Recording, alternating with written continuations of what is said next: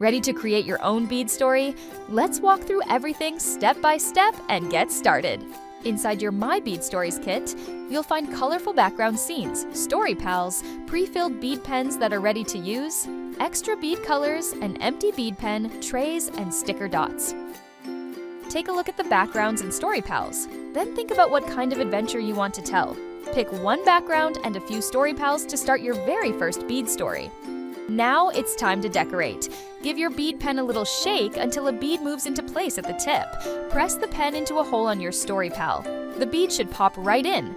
Lift the pen, and it reloads with the next bead. Keep going until your story pal is filled. If a bead doesn't come out right away, just give the pen another shake. Sometimes the beads need a little wiggle. Try mixing colors to make your design stand out. Use colors that pop against the background. Create stripes, rainbows, or fun patterns. It's your story. Your kit comes with bead pens that are already filled. If you want to try new colors, use an empty bead pen. If there are beads in the pen, empty them into a tray first. Then gently pour your new color into the empty pen, and you're ready to go. Use the sticker dots to place your story pals on the background. Take one sticker dot from the sheet and place the sticky side on the back of a story pal.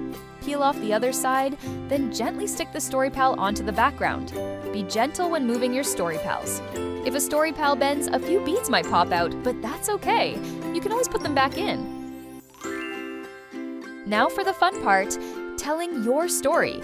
Use your decorated story pals as characters and props. Act out scenes, make up dialogue, and share your adventure with family or friends. You can play on your own or invite someone to join in.